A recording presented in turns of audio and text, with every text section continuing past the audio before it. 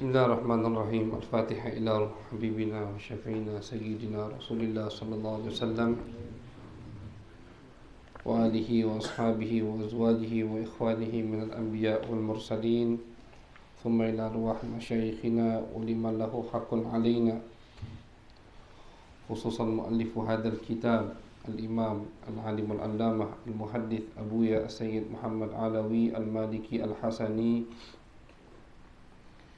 بأن الله يغفر لهم ويرحمهم ويعلي درجاتهم في الجنة وينفعنا بأسرارهم وأنوارهم وعلومهم وبركاتهم في الدين والدنيا والآخرة بسر الفاتحة.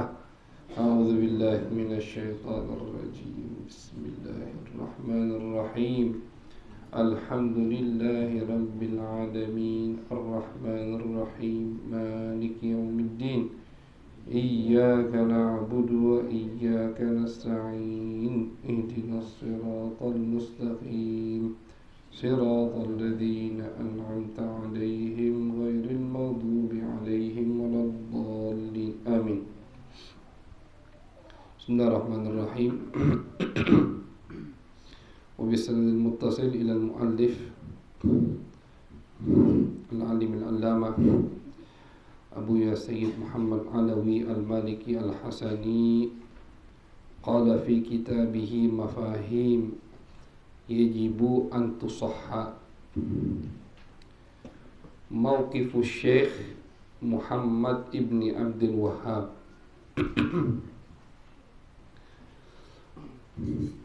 Masih di dalam pembahasan tentang al-mujazafatu bitakfir, at-tahdzir minal mujazafati bitakfir. Masih dalam pembahasan yang mewanti-wanti kita, sangat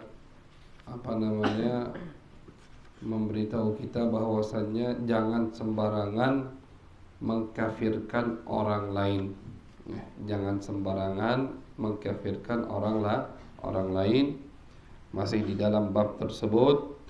Di sini, di bab ini atau di pembahasan malam ini, Abuya Sayyid Muhammad Alawi al-Maliki akan menukilkan sedikit daripada pendapat Syekh Muhammad bin Abdul Wahhab. Jadi arti mauqif itu pendapat, atau tanggapan. Bisa kita artikan tanggapan Syekh Muhammad bin Abdul Wahhab tentang masalah terlalu cepatnya orang mengkafirkan orang lain atau sesama muslim mengkafirkan saudaranya yang seagama. Kenapa Abu Sayyid Muhammad sengaja dijadikan bab tanggapan Muhammad bin Abdul Wahhab? Karena Muhammad bin Abdul Wahhab ini sandaran mereka, istilahnya gurunya mereka, syekhnya mereka, Muhammad bin Abdul Wahhab. Jadi sengaja Al-Fakir tidak menyiapkan materi untuk biografi Muhammad bin Abdul Wahhab, karena tidak usahlah, karena banyak yang kesinggung nanti. Urusannya sama negara bahaya. Jadi sengaja Al-Fakir tidak menyiapkan materi. Memang tidak menyiapkan materi tentang biografi Muhammad bin Abdul Wahhab. Cuman perlu kita ketahui, Muhammad bin Abdul Wahhab ini pemikiran yang sekarang ada itu dari dia. Bisa dibilang dimasak oleh dia, dimasak oleh Muhammad bin Abdul Wahhab, sehingga disantap oleh ulama-ulama yang sekarang masih ada. Pemikiran makanya dinisbatkan Wahabiyah. Kenapa nisbat ke Wahabi? Siapa itu Wahabi? Ke Abdul Wahhab, Muhammad bin Abdul Wahhab. Padahal ayahnya Abdul Wahhab itu ahlu sunnah wal jamaah. Cuman dia yang berbeda. Kakaknya Ahmad kalau tidak salah namanya, atau Sulaiman, lupa Al-Fakir. Kakaknya Muhammad ini ahlu sunnah, gotek. Cuman dia yang punya pendapat berbeda dengan saudara dan ayah kandungnya. dan dinisbatkanlah pemahaman yang dia kelola atau yang dia sajikan untuk masyarakat di Jazirah Arab, dinisbatkan pemahaman tersebut kepada dirinya, Wahabi. Itu baru beliau nih, ya, baru belum sampai 200 tahun yang lalu, belum, mungkin 100 tahun yang lalu atau 120 tahun begitu, masih baru. Oleh karena itu, sebagian dari kelompok tersebut tidak mau dinisbatkan kepada Muhammad bin Abdul Wahhab. Oh, kami ini bukan Wahabi. Kami ini bukan Wahabi. Kami ini Salafi. Tak galak dinisbatkan ke Wahabi. Kenapa? Karena Muhammad bin Abdul Wahhab baru. Kalau pemikiran mereka dinisbatkan kepada orang ulama yang baru, berarti kan seakan-akan pemahaman ini belum ada dari zaman Nabi Muhammad SAW. Sedangkan mereka mengklaim diri mereka Ahlus Sunnah wal Jamaah. Kalau mengklaim dirinya atau kelompoknya Ahlus Sunnah wal Jamaah, berarti sudah harus ada dari zaman Nabi Muhammad atau sahabat Nabi Muhammad sallallahu alaihi wasallam. Kayak mereka lebih senang dinisbatkan kepada salafiyah. Salafiyah, apa salaf? Salaf itu ajaran yang sudah lama, itu salaf. Jadi sebagian dari mereka tidak mau dinisbatkan kepada Wahabiyah. Ada lagi dari mereka tidak mau dinisbatkan kepada Salafiyah, tapi Hambaliyah, dinisbatkan kepada Imam Ahmad, karena mereka mengaku mereka itu mengikuti 4 mazhab. Salah satu dari pemimpin 4 mazhab yaitu Ahmad bin Hambal. Jadi mereka menisbatkan diri mereka kepada Imam Ahmad bin Hambal. Penisbatan dan menunjukkan bahwasanya pemahaman ini memang pemahaman salah, karena dinisbatkan ke siapa saja dari merekanya udah ada khilaf, udah ada perselisihan. Kalau kita alhamdulillah tidak macam-macam. Akidah kita Ahlus Sunnah wal Jamaah. Siapa? Ini akidah kita Al-Asy'ariyah, ya, Abul Hasan Al-Asy'ari atau Al-Imam Abu Mansur Al-Maturidi. Itu akidah Ahlus Sunnah. Mazhab kita Asy-Syafi'i, ya, yang dikelola oleh Muhammad bin Idris Asy-Syafi'i, jelas. Jadi Al-Asy'ari Asy-Syafi'i.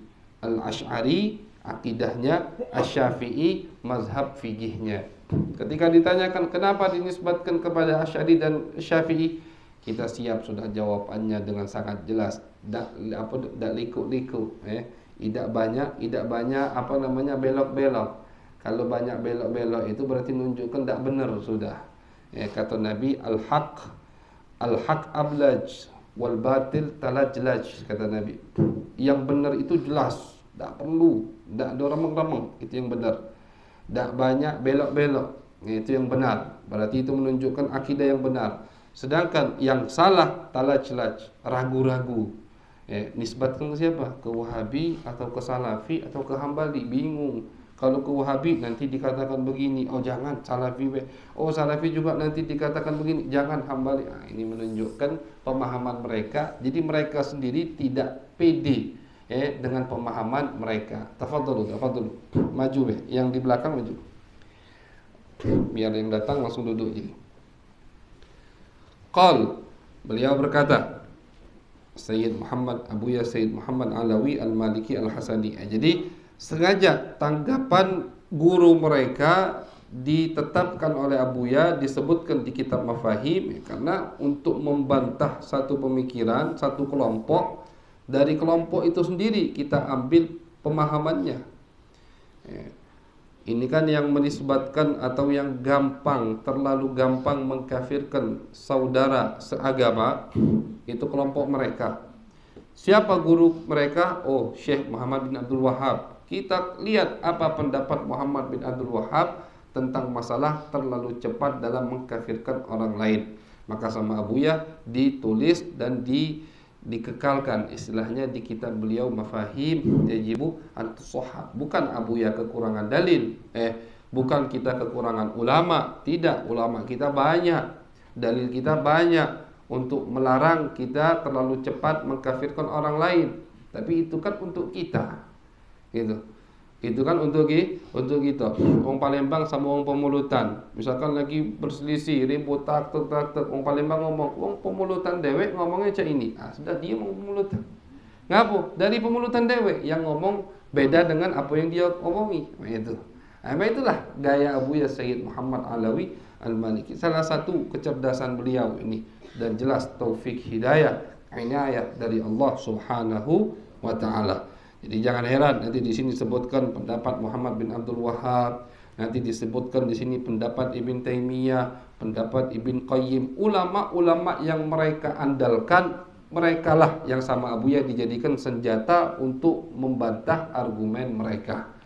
Itu metode di dalam kitab Mafahim Yajibu Antusahha yang ditulis oleh Abuya Sayyid Muhammad Alawi Al-Maliki Al-Hasani. Beliau berkata, waqad waqafa Syekh Muhammad bin Abdul Wahhab rahimahullah fi hadzal maidani mauqifan 'azima. Kata beliau, Al-Imam Muhammad bin Abdul Wahhab mempunyai tanggapan atau mempunyai peran fi hadzal maidan, di masalah ini. Al-maidan itu maksudnya masalah. Di masalah ini mauqifan 'azima, peran yang sangat agung sekali, kata beliau. Ini juga menunjukkan rahimahullah didoai sama Abuya, kan udah selesai. Udah selesai. Beda kalau yang berselisih pendapat itu tidak dilandasi dengan hawa nafsu, beda dengan yang dilandasi oleh hawa nafsu. Itu. Al-Imam Syafi'i rahimahullahu taala, beliau mengatakan, majadaltu ahadan, tidaklah aku berdebat sama seseorang kecuali aku berharap kebenaran keluar dari mulutnya. Jadi bukan menang dewek. Kalau sudah adu argumen tapi landasannya hawa nafsu, berarti ingin menang sendiri, itu tidak bakal ketemu dengan jalan yang benar. Ketika adu argumen, berdebat, yang harus didepankan itu apa? Untuk mencari kebenaran. Baru ada jalan keluarnya. Kalau debat tapi bukan nak jadi jalan keluar, debat pengen menang dewek, biar dilihat paling hebat, biar dilihat paling cerdas, paling berpengalaman, tidak bakal ketemu jalan keluar. Karena manusia pengen hebat dewek kan. Lihat Abuya Sayyid Muhammad, beliau berselisih dengan Muhammad bin Abdul Wahhab di masalah-masalah yang lain. Beliau berselisih dengan pengikut Muhammad bin Abdul Wahhab, tapi dalam kitab Abuya katakan, dan di omongan biasa, tidak pernah Abuya doai dia masuk neraka, tidak pernah. Rahimahullah, mudah-mudahan diberi rahmat oleh Allah Subhanahu wa ta'ala. Karena sudah selesai urusan di dunia, sudah selesai. Beda dengan yang hawa nafsu. Ada yang hawa nafsu dibuktikan oleh Allah, dipermalukan oleh Allah Subhanahu wa ta'ala, dibuka kedoknya bahwasanya dia ini karena hawa nafsu. Ketika Abuya Sayyid Muhammad Alawi meninggal, ada satu imam Masjidil Haram yang tidak mau mensolati beliau. Itu kan kelihatan, berarti ini hawa nafsu nih. Karena sampai benci dengki, bukan berselisih pendapat, dibuka sama Abuya. Dan itu karomah buat Abuya Sayyid Muhammad, karena Abuya Sayyid Muhammad pernah meminta doa jangan dia yang nyolati. Karomah. Dia tidak mau nyolati, itu berkat doanya Abuya. Dipalingkan oleh Allah, dipalingkan orang-orang yang tidak mau Allah dekatkan dengan aulia. Allah tidak mau orang tadi dekat dengan orang yang dekat dengan Allah Subhanahu wa ta'ala. Jadi dibuka oleh Allah secara umum. Qad yastankiruhu kathirun mimman yadda'i annahu mansubun ilaihi wa mahsubun alaih. Yang mana kata beliau, tanggapan Muhammad bin Abdul Wahhab ini banyak yang merasa aneh atau tidak percaya. Siapa yang tidak percaya ini? Yang mansub ilaih, yang ternisbatkan kepadanya, pengikutnya sendiri. Wa mahsubun alaih, dan termasuk daripada pengikut atau murid-murid daripada Muhammad bin Abdul Wahhab. Thumma yukilul hukma kala yakilu thumma yakilul hukma bit takfir jazafan likulli man khalafa tariqatahu wa nabada fikratahu. Kemudian orang yang merasa aneh tadi atau yang tidak percaya dengan pendapat Muhammad bin Abdul Wahhab, ketika mendapati ada orang lain yang tidak mau mengikuti tariqah, jalan pendapat yang dipilih oleh Muhammad bin Abdul Wahhab langsung dikafirkan. Nah, itu. Jadi yang dikafirkan oleh kelompok Muhammad bin Abdul Wahhab adalah kelompok-kelompok yang lain yang tidak sependapat dengan Muhammad bin Abdul Wahhab. Padahal kata beliau, Muhammad bin Abdul Wahhab sendiri saja tidak mengkafirkan orang lain, gitu. Nah, ini kan aneh kata beliau. Ya. Jadi itu maksudnya. Jadi mereka ini yang mansub, yang dinisbatkan atau yang menisbatkan dirinya kepada Muhammad bin Abdul Wahhab dan mengaku sebagai pengikut Muhammad bin Abdul Wahhab, mengkafirkan setiap orang yang tidak mau mengikuti pendapat Muhammad bin Abdul Wahhab. Jadi bukan disesatkan lagi, dikafirkan. Nah, sekali lagi, masyaallah hadirin, ini masalah penting. Ta'assub itu tidak boleh. Ta'assub itu berlebihan dalam mencintai gurunya, sampai berlebihan ini dengan buka kurung, sampai dia menyalahkan orang yang tidak sependapat dengan gurunya atau menyesatkannya. Tidak boleh. Selagi masalahnya bukan masalah yang tidak ada khilaf. Misalkan ada ustadz yang mengatakan sholat tidak wajib. Nah, itu sudah, tidak perlu kita meloi guru kita, itu jelas melanggar perintah Al-Quran. Tapi misalkan ustadz ini punya pendapat dan ustadz inti punya pendapat yang lain, jangan saling menyalahkan atau jangan disesatkan. Paling tidak, inti mau ngikut pendapat ustadz inti, ya silahkan. Inti mau kuatkan pendapat ustadz inti dengan dalil, dengan argumen, dengan logika, silahkan. Tapi jangan menyesatkan pendapat ustadz itu, atau jangan menyesatkan pengikut ustadz itu. Nah itu. Jadi kadang musibah itu dari muhibbin. Kadang inna minal hubbi junun. Terkadang kalau terlalu cinta itu jadi gila. Dan terkadang malah petaka itu dari orang yang cinta malahan berlebihan, kayak mentuhankan atau menabikan gurunya, sehingga yang tidak sependapat dengan gurunya jatuh di mata dia. Tak boleh. Harus fair, jadi bahasanya harus fair. Kalau guru ente ngatakan A, anak ikut guru anak. Guru itu yang B ngatakan, guru fulan ngatakan B, silahkan. Pengikutnya silahkan ikut gurunya. Ana tak maksa ente ikut ke guru anak, ana juga tak boleh ente paksa ikut ke guru ente. Semua ada di jalannya masing-masing.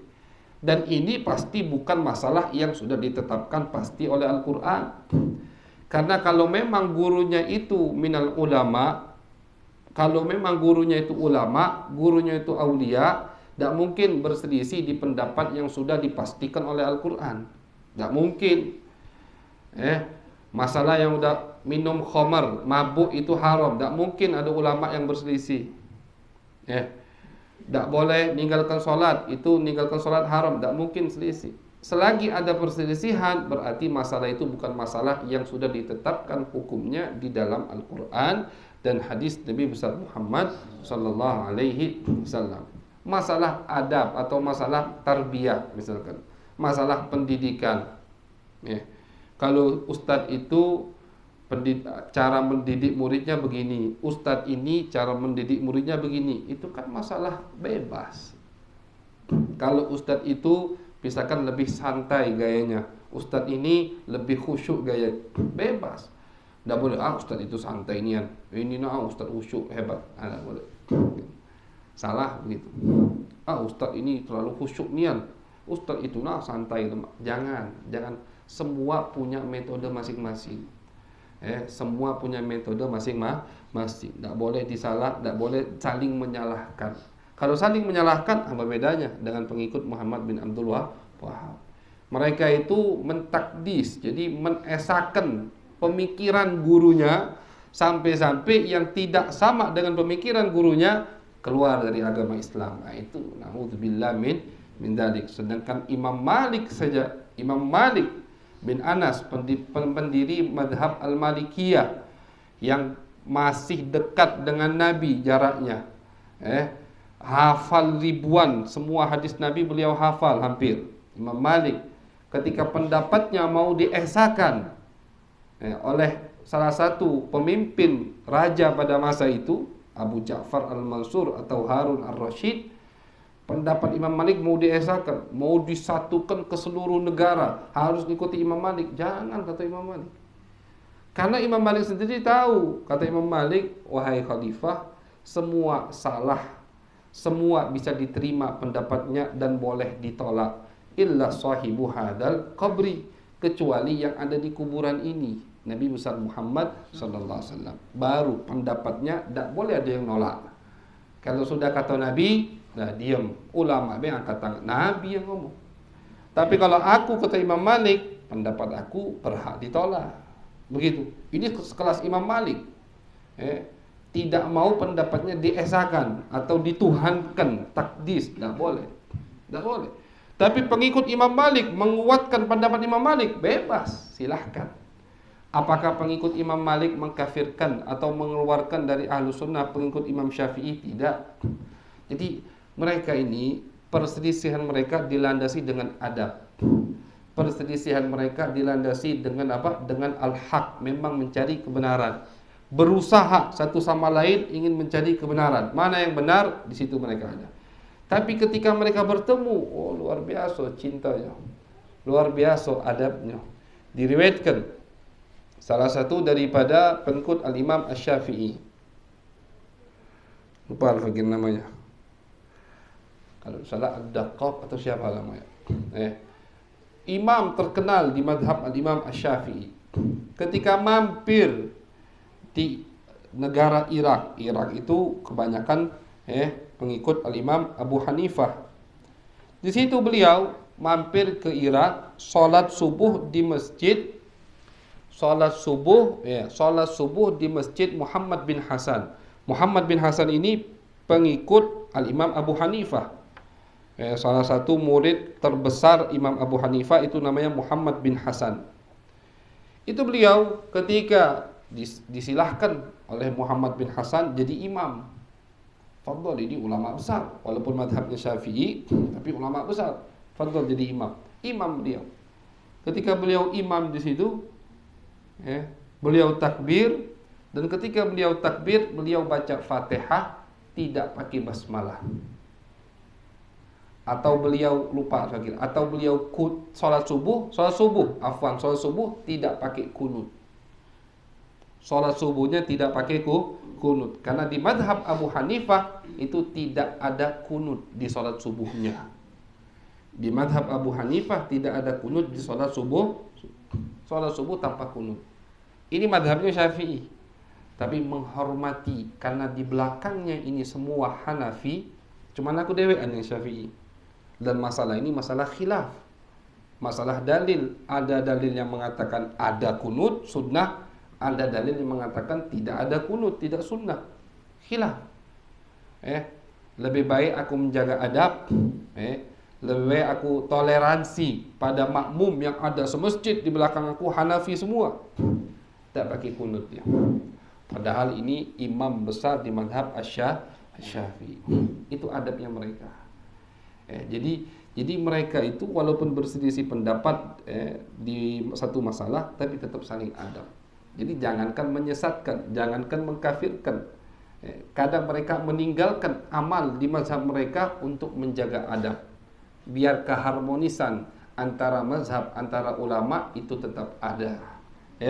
Itu gambaran ulama yang dekat dengan Allah Subhanahu wa taala. Wa huwa, dan ini kata Buya Syekh Muhammad bin Abdul Wahhab, yungkiru, mengingkari, menafikan, kullama yunsabu ilaih, semua yang dinisbatkan kepada beliau, min hadhihi tufahat. At-tufahat adalah omongan yang tidak ada artinya. Was-safahat, omongan yang hina. At-tufahat, as-safahat, bukan at-tufahat, at-tafahat. Was-safahat, omongan yang hina. Safih. Wal iftiraat, tuduhan-tuduhan yang tidak ada buktinya. Iftiraat. Fayaqul, beliau mengingkari semua itu. Fayaqul, maka beliau mengatakan, dimna aqidatihi, di dalam akidah beliau, di dalam tulisan akidah beliau, fi risalatihi, di surat yang beliau al-muwajjah, yang beliau kirim, li ahlil Qasim, untuk penduduk Qasim. Qasim ini daerah di Saudi Arabia, ya, nama daerah kota. Dan memang paling banyak gembong-gembong Wahabinya itu dari situ, dari Qasim. Beliau mengatakan, ini isi surat beliau. Tsumma la yakhfa 'alaikum, kata beliau, tidak samar lagi bagi kalian, annahu balagani, bahwasanya telah sampai kepadaku, anna risalata Sulaiman bin Suhaim qad wasalat ilaikum, bahwasanya risalah, surat, tulisan daripada Sulaiman bin Suhaim telah sampai kepada kalian, wa annahu qabilaha wa saddaqaha, dan surat tersebut diterima dan dipercayai ba'dul muntamin, daripada orang-orang yang dinisbatkan lil ilmi, dinisbatkan kepada ilmu, artinya ulama, fi jihatikum, di daerah kalian. Wallahu ya'lam, Allah Maha tahu, anna rajula, bahwasanya si Sulaiman tadi, iftara alayya umuran lam akulha, telah menfitnahku dengan beberapa pendapat yang tidak aku katakan. Walam ya'ti aktsaruha ala bali, bahkan tidak terlintaskan di pikiranku. Jadi kata beliau ini sampai kepada beliau kabar ada namanya Sulaiman bin Suhaim, itu mengirimkan tulisan. Dalam tulisan itu dia nulis, ini pendapat Muhammad bin Abdul Wahhab. Kata Muhammad bin Abdul Wahhab, itu tuduhan. Semua yang ada di tulisan itu semuanya tuduhan, fitnah. Aku tidak mengatakannya. Apa isinya? Disebutkan, faminha, isi yang dinafikan oleh Muhammad bin Abdul Wahhab. Apa itu? Qauluhu, perkataan yang disebutkan oleh Sulaiman tadi di dalam tulisannya yang dinisbatkan kepadaku, inni mubtilun kutubal madhahibil arba'ah, bahwasanya aku mubtilun sini menafikan atau tidak menganggap kitab-kitab dari 4 mazhab. Artinya 4 mazhab itu batil, semuanya sesat. Itu pendapat yang dinisbatkan kepada Muhammad bin Abdul Wahhab. Pendapat pertama. Wa inni aqul, dan juga aku mengatakan, kata Sulaiman tadi, innan nas min sitti bi'ati sanatin laisu ala syai', bahwasanya umat manusia dari abad ke-6 sampai sekarang laisu ala syai', tidak dalam keadaan atau akidah yang benar. Laisu ala syai' maksudnya sesat. Bayangkan. Jadi bukan sikap dua wong yang disesatkan, umat seabad-abad yang disesatkan. Dari abad ke-6 sampai sekarang aku mengatakan mereka itu sesat. Itu tuduhan yang kedua. Wa inni adda'il ijtihad, Sulaiman tadi mengatakan dalam tulisannya, aku mengaku mujtahid. Mujtahid itu pemimpin mazhab. Wa inni kharijun anit taqlid, dan dia mengatakan aku tidak mau lagi taklid, muqallid, mengikuti mazhab yang sudah ada. Karena aku ngaku mujtahid, jadi taklid itu wajib hukumnya. Mengikuti mazhab yang sudah ada itu wajib hukumnya. Tapi taklid masalah akidah itu baru yang tidak boleh. Ketika ditanya atau kita misalkan iman sama Allah tapi tidak tahu dalilnya, dan dalilnya tidak ada susah. Dalil adanya Allah gampang kan gitu. Rumah ini ada pasti ada tukang, apalagi bangunan sebesar ini, alam semesta pasti ada penciptanya. Itu dalil, itu udah dalil. Jadi dalam agama masalah akidah usul syariah itu tidak boleh taklid. Tak boleh kita mengikuti tanpa tahu dalil. Khilaf ulama hukumnya. Tapi kalau masalah furu' syariah, masalah hukum salat, hukum puasa, hukum haji, hukum zakat, itu wajib taklid. Bagi yang tidak mampu memikirkan dalil, tidak punya dasar untuk jadi mujtahid, untuk jadi ulama yang bisa menimbulkan hukum, wajib muqallid, wajib dia mengikuti. Kita salat harus wudu. Ngapa? Imam Syafi'i mewajibkan wudu. Cukup. Tak perlu tahu dalil. Bahkan mustafti ketika datang ke mufti, Ustaz, apa hukumnya kurban? Sunnah. Udah. Tidak berhak dia menanyakan apa dalilnya. Maksud tidak berhak ini untuk dia mengamalkan hukum tersebut. Tapi kalau dia nak nambah ilmu, berhak. Kalau dia, apa Ustaz dalilnya? Untuk biar dia mau mengamalkan, tidak berhak. Karena inti awam, inti bertanya kepada mufti, maka tidak boleh inti tanya dalil. Tak boleh tanya dalil untuk apa? Untuk diamalkan kurban tadi. Tapi kalau tanya dalil untuk nambah wawasan, boleh. Ustaz, okey lah, percaya dia. Dalilnya apa Ustaz? Pengen tahu. Tak apa-apa, sebutkan. Itu. Kenapa? Karena muqallid la yas'al anid dalil. Tak butuh dalil. Dan orang yang tidak mampu untuk ijtihad, untuk menghasilkan hukum sendiri dari Al-Quran dan hadis dalam masalah syariat, wajib taklid, wajib mengikuti. Jadi tak boleh pengen langsung ke Al-Quran, langsung ke hadis. Arba'in beda apal. Kadang bingung, baru apal Arba'in dah apal, atau baru apal hadis berapa ratus, ngesok langsung. Pengen jadi mujtahid, dak galak meloi 4 mazhab, langsung kita ni solat. Cobalah kata Imam Buti, kalau memang ngaku tak mau ikut 4 mazhab, ayo solat langsung dari Quran dan hadis, cari. Tak solat dia ambil subuh, tak solat isyak, tak ketemu-ketemu, bahasa Arab lagi tak faham, bacanya terjemahan, sudahlah.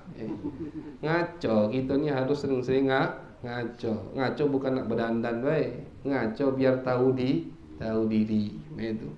Jadi baru belajar Safina beda, bahasa Arab baca terjemahan, nak langsung maki, tak pakai 4 mazhab, malu. Itu kalau dia tahu nanti sadar, pasti dia malu dengan masa-masa yang dia tidak mau mengikuti 4 mazhab. Kalau dia sadar pasti dia malu. Karena anak kecil langsung pengen bawa mobil, tak usah. Budak kecil langsung nak bawa mobil, hancur. Itu pendapat siapa? Pendapat yang dinisbatkan kepada Al-Imam Muhammad bin Abdul Wahhab. Kata dia, aku dah galak taklid, aku ngaku mujtahid. Wa inni aqul, dan aku mengatakan, kata si Sulaiman tadi, ini masih apa? Masih tuduhan-tuduhan yang dinisbatkan kepada Muhammad bin Abdul Wahhab. Dan aku mengatakan, inna ikhtilafal ulama nikmah, perselisihan ulama itu azab. Kan Nabi ngomong, ikhtilaf ummati rahmah, ikhtilaf ummati rahmah, kata Nabi. Wa inni ukaffiru man tawassala bis salihin, aku mengkafirkan orang yang bertawassul dengan orang-orang soleh. Wa inni ukaffirul Busiri, dan aku mengkafirkan Imam Busiri di qaulihi, di dalam qasidahnya Burdah, ya akramal khalqi mali man aludhu bihi siwaka inda hululil hadithil amimi. Ini mereka ini, kelompok ini sama Imam Busiri, qasidah Imam Busiri dari awal sampai akhir mereka percaya kecuali ya akramal khalq. Ini kafir, kata dia. Kenapa? Artinya wahai makhluk yang paling mulia, kepada siapa aku bisa meminta pertolongan kalau bukan kepadamu? Itu perkataan Imam Busiri. Artinya, ya akramal khalqi maliman aludhu bihi siwaka inda hululil hadithil amimi. Ketika terjadi sesuatu yang aku tidak bisa hadapi, kepada siapa aku meminta pertolongan kalau bukan kepadamu? Mu ini Nabi Muhammad maksudnya. Oh ini kafir kata dia. Ngapo? Minta pertolongan selain kepada Allah Subhanahu. Itu lolo tadi itu. Budak kecil, budak kecil ditangani kawannya, nangis. Ke siapa nangisnya? Budak kecil habis berbala sama kawannya. Kalau nangis, ke siapa dia balik nangisnya? Ke orang tuanya. Tak mungkin ke Allah langsung, ya Allah, zalim sama aku. Budak kecil. Itu tak paham. Tidak paham wasilah. Tidak paham perantara. Itu mereka ini. Jadi kita geleng-geleng kadang. Nak ngomong ni kadang tak pantas. Apalagi direkam ini. Kalau tak direkam ni terucap kalau direkam ini. Ini agak ditahan dikit lah.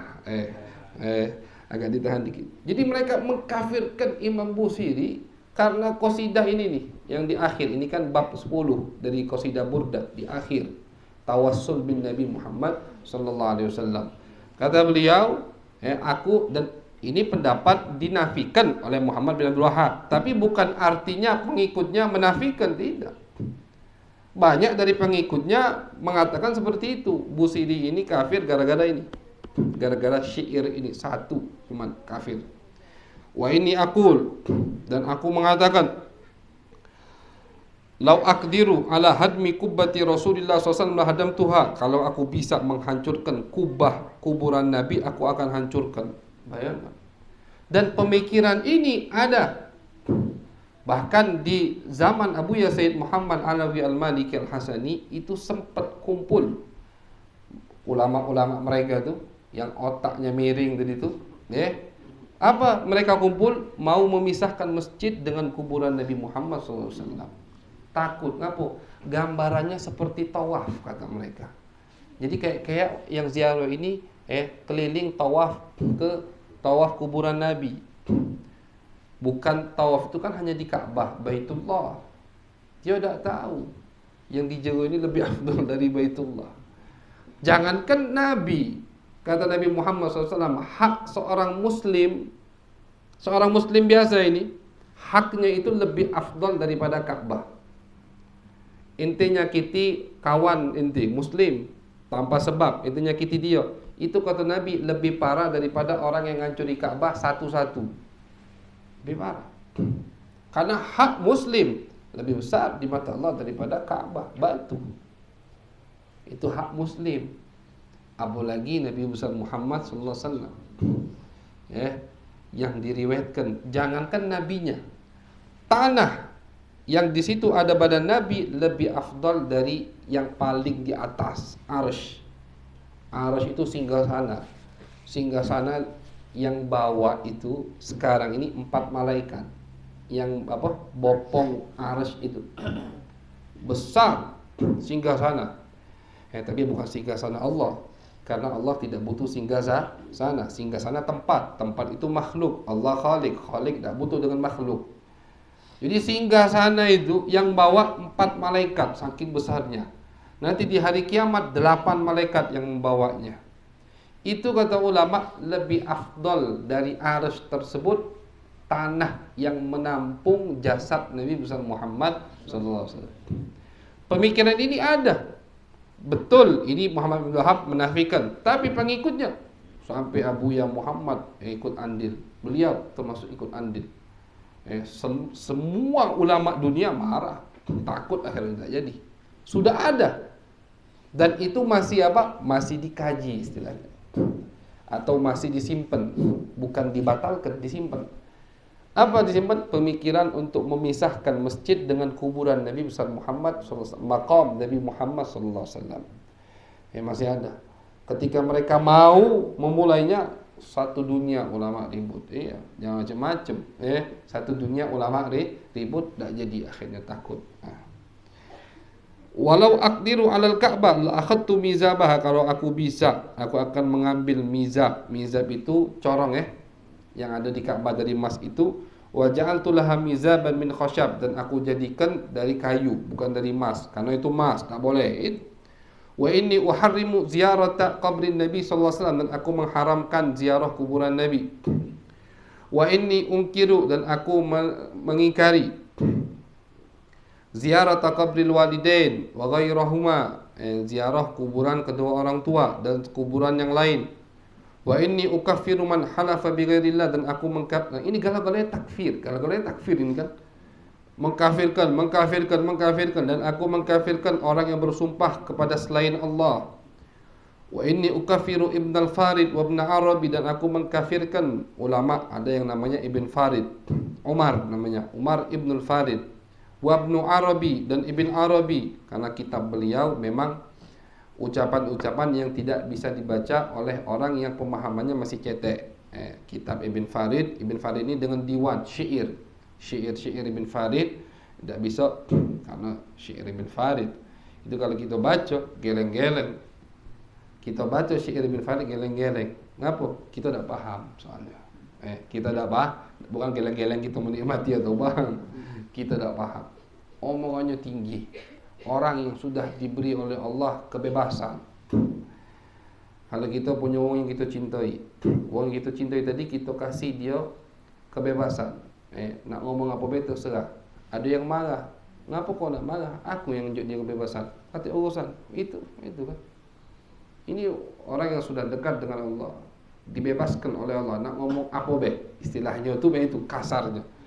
Jadi syairnya itu luar biasa. Cintaku ini melebihi daripada kalau salah satunya, tapi jangan ingkar.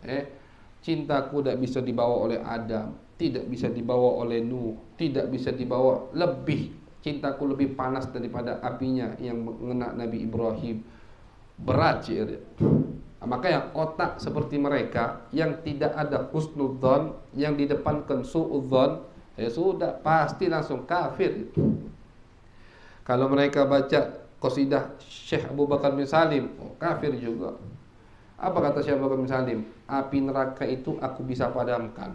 Syekh Abu Bakar bin Salim. Wa naral jahim utfiha. Qasidahnya yang di depannya itu uktum hawana in aradta ridana. Kata Syekh Abu Bakar bin Salim, api neraka itu bisa aku padamkan. Oh, cuman jangan, api neraka kan makhluk. Syekh Abu Bakar bin Salim juga makhluk. Kira-kira di sisi Allah tinggian mana kedudukannya api neraka mau Syekh Abu Bakar bin Salim? Jelas ini. Keturunan Nabi, pewaris Nabi, wali, dekat dengan Allah. Api neraka tidak ada apa-apa. Tidak mustahil jadi itu. Tidak mustahil kan? Begitu. Nah, cuman mereka gitu. Oh ini kan. Jadi tidak paham. Makanya ulama kita seperti Al-Habib Abdullah bin Alawi Al-Haddad mengharamkan kita membaca kitab Ibn Arabi. Tidak boleh. Kenapa? Bukan kitabnya isinya salah, bukan. Beliau tidak mengkafir, tidak mungkin Abdullah Haddad mengkafirkan wong. Taruhlah beliau tidak menyesatkan Ibn Arabi, tapi beliau mengatakan kamu jangan baca kitab Ibn Arabi. Baca kitab Anabeh, kata beliau, Nasaihud Diniyah, Risalatul Muawanah, Sabilul Iddikar, Da'watul Tammah, Al-Hikam. Baca kitab ini. Adab Sulukul Murid, baca kitab ini. Kalau kamu baca kitab Ana ini, kamu akan merasakan apa yang dikatakan oleh Ibn Arabi.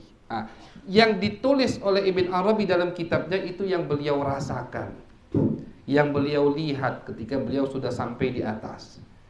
Kalau kita langsung naik ke pucuk, nyampak gitu, tidak paham.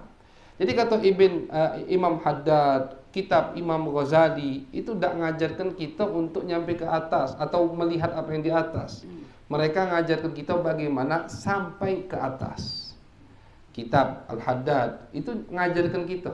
Jadi beliau itu seakan-akan mengatakan, jangan baca kitab ini, haram. Kenapa?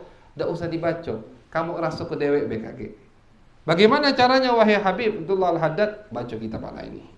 Baca kitab Ana ini, kamu akan merasakan apa yang ditulis oleh Ibn Arabi. Tapi kalau kamu tidak baca kitab Ana, langsung baca kitab Ibn Arabi, sesat kamu. Zindiq. Itulah ada orang yang tak galak sholat. Itu sebabnya apa? Tidak dari awal. Ada yang merasakan cukup dengan khusyuk, dengan memikirkan Allah, tidak perlu lagi sholat. Apa sebabnya? Tadi syekhnya juga blow on, muridnya lebih blow on akhirnya tidak galak sholat. Itu bukan syekh namanya. Tidak galak sholat. Ngapa? Cukup sholat itu dalam hati. Yang penting ingat Allah. cukup zikir, tak perlu lagi solat ke masjid. Di masjid belum tentu khusyuk. Lebih khusyuk di rumah. Di rumah dia tak solat. Kenapa solat ke masjid? Digerakkan, lagi dapat gerakan hati. Besok dah dapat gerakan hati, tak betul. Allah lah yang ngatur, kata dia. Ini pemikiran-pemikiran blow on ini, karena tadi salah satunya gurunya yang salah. Gurunya blow on karena tidak belajar benar, sehingga gurunya yang blow on tadi ngajari ke muridnya ilmu yang sudah sampai. Salah dari awal jadi susunannya itu udah salah dari awal. Ya sudah, nyampak tadi itu. Itu Jadi kenapa ulama kita mengharamkan baca kitab Ibn Arabi? Bukan karena isinya batil, bukan. Mungkar, sesat, bukan. Mereka takut kita sesat. Takut kita salah paham. Takut kita jatuh. Jangan. Baca kitab anak, rasakan baik apa yang ditulis oleh Ibn Arabi. Wa inni ahriku dalail khairat. Aku membakar dalail khairat. Karena isinya dalail khairat, isinya semua salawat kepada Nabi Muhammad SAW. Wa raudhar rayahin. Raudhar rayahin bidhikri hikayati salihin. Ini karangan Al-Imam Al-Makki, lupa al-Faqih namanya, panjang namanya. Isinya cerita tentang wali-wali, namanya Raudhur Rayahin. Wa usammi, dan aku namakan kitab tersebut Raudhus Syayatin. Kan raud itu taman.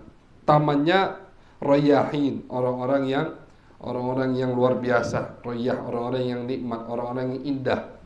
Aku ganti, kata beliau, namanya dengan Raudhus Syayatin, tamannya setan, kata. Ini semua tuduhan. Tapi jangan dikira tuduhan ini tidak ada setelah Muhammad bin Abdul Wahab, atau tidak hanya sekedar tuduhan selesai. Dah. Pemikiran-pemikiran ini ada pada otak-otak ulama daripada pengikut Muhammad bin Abdul Wahab yang berlebihan.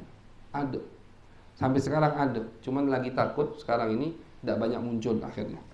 Jawabi an hadhil masail, jawaban aku untuk semua tuduhan tadi, aku mengatakan subhanaka hadza buhtanun azim, maha suci Allah, ini buhtan, tuduhan yang sangat besar sekali. Aku tak mengatakan itu, kata beliau. Wa qablahu, sebelumnya sudah ada, kata beliau, man bahata Muhammadan sallallahu alaihi wasallam, yang menuduh Nabi besar Muhammad, annahu yasubbu Isa bin Maryam, bahwasanya Nabi Muhammad itu mencaci Nabi Isa, wa yasubbus salihin, dan mencaci orang-orang soleh. Itu sudah ada, kata beliau. Jadi tuduhan-tuduhan seperti ini biasa, kata Muhammad bin Abdul Wahab. Jangankan aku, Nabi B dituduh yang macam-macam. Fatashabahat qulubuhum biftira'il kadhib wa qawli zur, sama hati mereka itu, yang nuduh aku dengan yang nuduh Nabi Muhammad itu sama-sama hatinya penuh dengan kebohongan dan sumpah perkataan yang palsu, qaulu zur, perkataan yang palsu. Qala ta'ala innama yaftaril kadhiba alladzina la yu'minuna bi ayatillah. Allah mengatakan dalam Al-Qur'an, yang berani bohong itu adalah orang yang tidak iman kepada Allah Subhanahu wa taala. Bahatuhu sallallahu alaihi wasallam, mereka menuduh Nabi besar Muhammad sallallahu alaihi wasallam bi annahu yaqul, bahwasanya Nabi mengatakan innal malaikata wa Isa wa Uzairan finnar, bahwasanya malaikat Nabi Isa dan Uzair itu ada di api neraka. Ini tuduhan kepada Nabi. Fa anzalallah, maka Allah turunkan fi dzalik, innal ladzina sabaqat lahum minnal husna ulaika anha mub'adun, orang yang sudah kami tuliskan, kami tetapkan daripada orang-orang yang baik, orang-orang yang min ahli jannah, mereka orang-orang yang jauh dari api neraka. Artinya, kata beliau, ini tuduhan, aku tidak pernah mengatakan itu.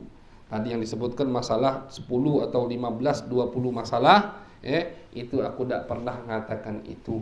Itu kata Imam Muhammad bin Abdul Wahab. Cuman tadi bukan artinya pendapat tadi selesai sudah.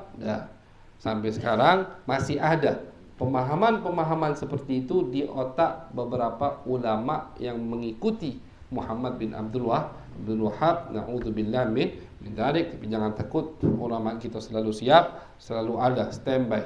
Kapan ada fitnah, kapan ada pendapat yang sesat, selalu ada insyaallah dari pewaris Nabi besar Muhammad SAW yang meluruskan agama Nabi besar Muhammad sallallahu alaihi wasallam. Mudah-mudahan kita mendapatkan keberkahan dari mereka. Amin ya rabbal alamin. Sallallahu alaihi wasallam Muhammadin wa ala alihi washabihi wa baraka wasallam. Walhamdulillahi rabbil alamin. Bismillah.